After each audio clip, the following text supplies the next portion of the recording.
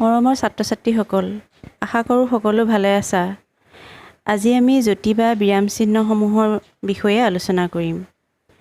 আমি লিখা বাক্যবোৰৰ উপযুক্ত অৰ্থ প্ৰকাশ কৰাৰ সুবিধাৰ বাবে কিছুমান চিন যেনে দাঁড়ি, কমা, সেমিকোলন আদি ব্যৱহাৰ কৰোঁ।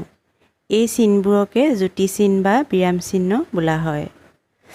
এতিয়া আহাচোন এই যতি চিহ্নসমূহৰ ব্যৱহাৰৰ সম্পৰ্কে জানো। দাঁড়ি। কোনো এটা বাক্য যেতিয়া লিখি শেষ হয় তেতিয়া এই দাঁড়ি চিন ব্যৱহাৰ কৰা হয়।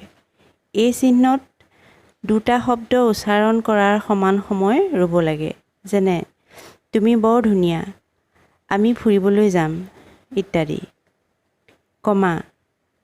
শব্দৰ পৰস্পৰৰ সম্বন্ধ ৰক্ষাৰ বাবে এই চিন ব্যৱহাৰ কৰা হয়।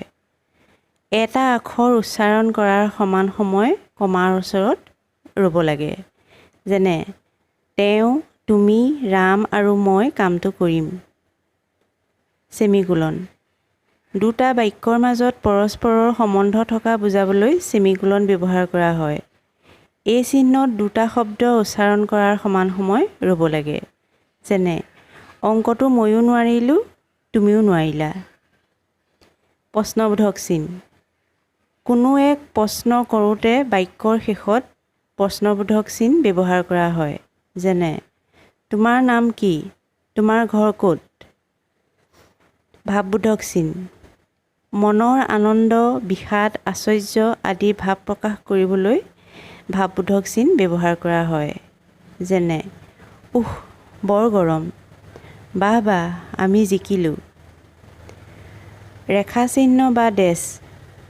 কোনো বাক্যৰ লগত আন বাক্যৰ সম্বন্ধ বুজাওঁতে বা কোনো বাক্যৰ কোনো অংশত বিশেষভাৱে জোৰ দিবলগীয়া হ'লে ডেছ চিন ব্যৱহাৰ কৰা হয়, যেনে বিহু তিনিটা, বহাগ বিহু, কাতি বিহু আৰু মাঘ বিহু। ঊৰ্ধ্বকমা। শব্দৰ মাজত কোনো ধ্বনিৰ উচ্চাৰণ লুপ্ত বা উচ্চ হৈ থকা বুজাবলৈ এই চিন ব্যৱহাৰ কৰা হয়, যেনে ক'ত, গ'ল, হ'ল ইত্যাদি।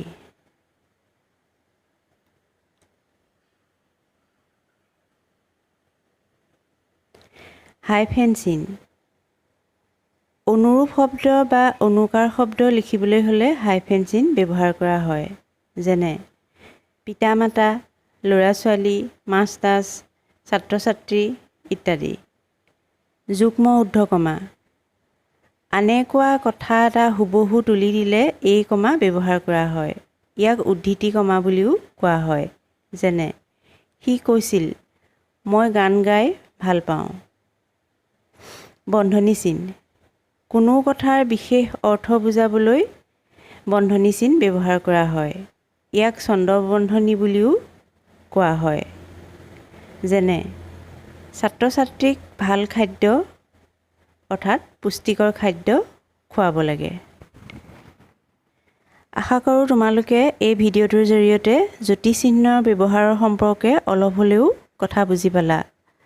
গতিকে এনেকুৱা ধৰণৰ আৰু ভিডিঅ' পাবৰ বাবে তোমালোকে ভিডিঅ'টো লাইক কৰিবা, কমেণ্ট কৰিবা আৰু ছাবস্ক্ৰাইব কৰি দিবা। ধন্যবাদ।